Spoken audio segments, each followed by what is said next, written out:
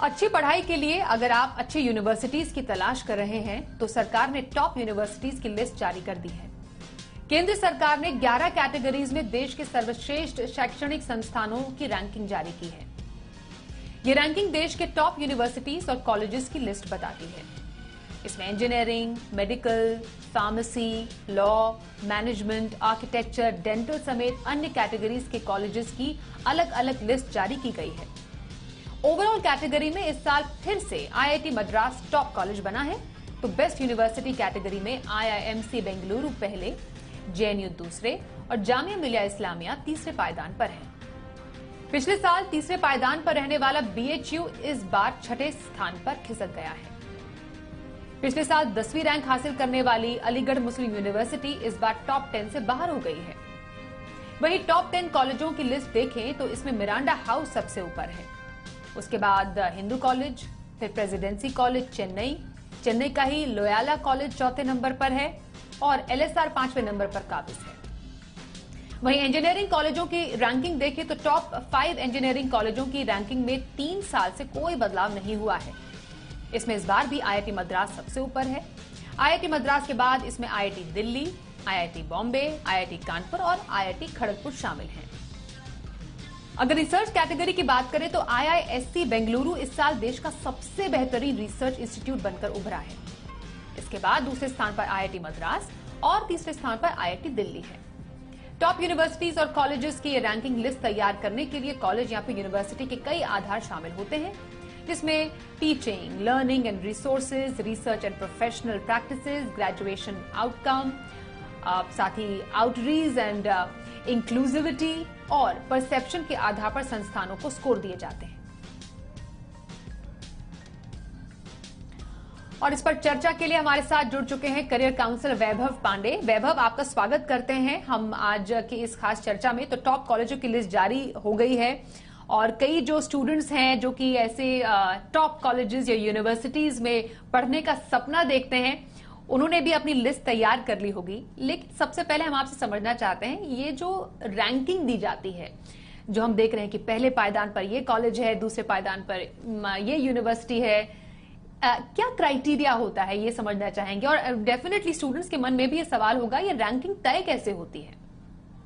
देखिए, इसमें सबसे अच्छी बात यह है कि रैंकिंग अब गवर्नमेंट तरीके से इसको सेटल कर रही है। तो जो वो हमेशा से डर रहता था ना कि एक फॉल्स एडवर्टाइजमेंट के आप भ्रम में पड़ जाएंगे, वो अब नहीं है। आपने शुरुआत में बड़ी अच्छी बात बताई कि किस तरह से टीचिंग रिसोर्सेज, इवन इस चीज तक को देखा जा रहा है कि ग्रेजुएशनल आउटकम्स क्या होंगे, यानी कि अगर कहीं से आप पढ़ के निकलते हैं तो आप क्या सीख के निकलेंगे और आपके पीयर्स आपके बारे में क्या रिव्यू देते हैं या पीयर्स को क्या लगता है कि कॉलेज कैसा था। ऐसी कई सारे आधारों को मिलाकर ये रैंकिंग दी जाती है और हर चीज में रैंकिंग पॉइंट्स मिलते हैं। तो देखा जाता है कि एक सर्टेन चीज में परसेप्शन भी उसमें पार्ट है, इवन ये भी पार्ट है कि आपका रिसर्च कैसा है, आपका डेवलपमेंट कैसा है, ट्रेनिंग कैसा है। ऐसे बहुत सारे पैरामीटर्स हैं। 5 ब्रॉड पैरामीटर है और फिर उसके अंदर 16 और पैरामीटर्स, और इसके बाद ये तय होता है कि कॉलेज का चुनाव आप कैसे करें। इसका सबसे बड़ा फायदा यह है कि एक गवर्नमेंट फ्रेमवर्क आपको मिल रहा है, आप देखें कि क्या रैंकिंग्स हैं और फिर अपने कॉलेज का फाइनल फैसला आप एक आधिकारिक डेटा के साथ ले सकते हैं, जो इससे पहले नहीं था। ये 7वीं बार ऐसा हुआ है, तो ये बहुत अच्छा, इट्स अ वेलकम चेंज, एक नई शुरुआत है ये। बिल्कुल, ये तो टॉप कॉलेजेस की लिस्ट हुई, यूनिवर्सिटीज का हमने जिक्र किया, टॉप मैनेजमेंट कॉलेजेस हैं जो कि कुछ तो ऐसे हैं जो कि कई सालों से उन्हीं पायदान पर काबिज हैं। लेकिन आपको भी मालूम है और जो दर्शक हमें देख रहे हैं उन्हें भी मालूम है, टॉप के कॉलेजेस या यूनिवर्सिटीज चुनिंदा हैं और उसमें आवेदन देने वाले लाखों छात्र होते हैं। तो जो बाकी के बचे हुए कॉलेजेस या यूनिवर्सिटीज हैं, हम उन्हें बुरा तो नहीं कहेंगे, लेकिन क्या वजह है कि वो जो यूनिवर्सिटीज हैं, वो जो कॉलेजेस हैं, वो इन टॉप कैटेगरीज में नहीं आ पाती हैं? क्या इन्हीं पैरामीटर्स के आधार पर अगर हम उन्हें परखें, जांचें, तो वहां कोई कमी रह गई है या उनकी बेहतरी के लिए कुछ किया जा सकता है, जिससे कि वो स्टूडेंट जो ऐसे टॉप रैंकिंग कॉलेजेस या यूनिवर्सिटीज में नहीं जा पाते हैं, कम से कम बाकी कॉलेजेस में तो अपने स्टडीज को एंजॉय कर पाए? बिल्कुल, इसमें कई सारे ऐसे पैरामीटर्स हैं जैसे आउटरीच, इंक्लूसिविटी, जिसमें अगर आपको रैंकिंग में आना है तो आपको बहुत ज्यादा मेहनत करनी होगी। इवन एक कॉलेज की लाइब्रेरी कैसी है, वहां पे पढ़ने के लिए क्या सामग्री है, इवन उसको एक इंपॉर्टेंट पैरामीटर माना गया है। तो मैं तो यही कहना चाहूंगा कि बच्चों को बिल्कुल बिल्कुल हतोत्साहित नहीं होना चाहिए। कहते हैं जहां भाव होता है वहां अभाव नहीं होता। तो अगर आप किसी ऐसे कॉलेज में भी हैं जो टॉप 10 रैंकिंग में नहीं है, तो इसका मतलब ये नहीं है कि आप कुछ बड़ा नहीं कर सकते।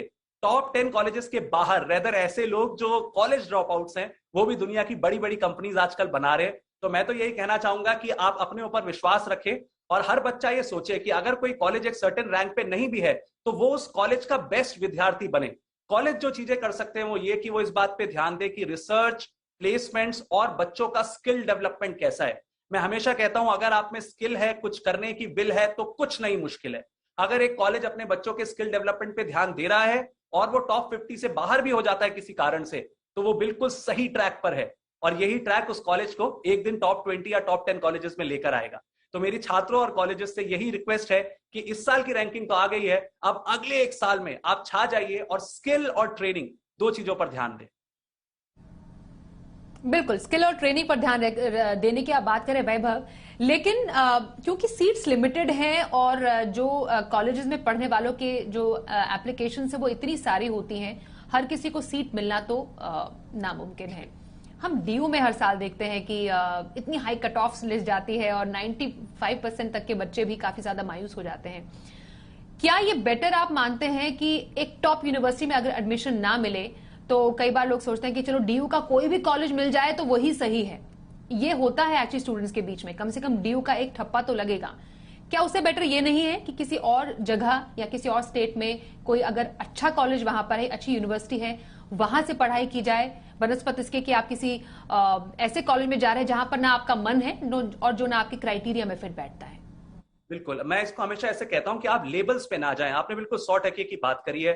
अगर आपको अपने स्टेट में कोई बहुत अच्छा कॉलेज मिल रहा है और आपको लगता है डीयू में आपकी रैंक ऐसी नहीं है कि एक सर्टेन कॉलेज तक आप पहुंचे, तो बिल्कुल दूर के ढोल सुहावने वाला काम ना करें। आप इस बात को समझें कि आपको अगर कोई अच्छा कोर्स एक B+ कॉलेज में भी मिल रहा है तो आप वहां से बहुत अच्छा करियर बना सकते हैं।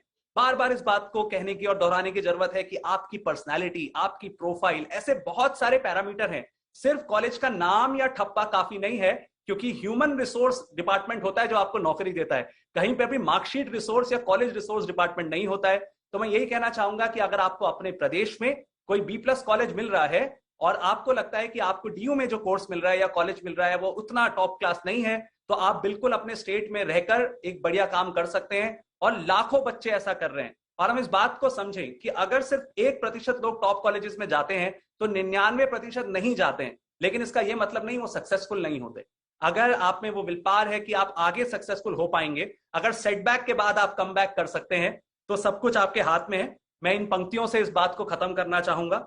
उठो युवाओं, रण में कूदो, ज्ञान रूपी शस्त्र चलाओ, भारत के भाग्य विधाता बन, अब कुछ करके दिखलाओ, इतिहास के पन्नों को ऊर्जा स्रोत बनाओ, भारत के भाग्य विधाता बन, अब कुछ करके दिखलाओ। ये भारत की सदी है और अगर भारतीय छात्र अपने पर भरोसा रखेंगे तो कोई कॉलेज की रैंकिंग ये डिसाइड नहीं करेगी कि वो आगे जाके क्या बनेंगे, वो जरूर सफल होंगे। बिल्कुल, भारत भाग्य विधाता, ये सब आपके हाथ में ही है और अपनी मेहनत, अपने स्किल के दम पर आप डेफिनेटली कुछ भी अचीव कर सकते हैं। वैभव, हमारे साथ शामिल होने के लिए इस चर्चा में आपका बहुत धन्यवाद करें।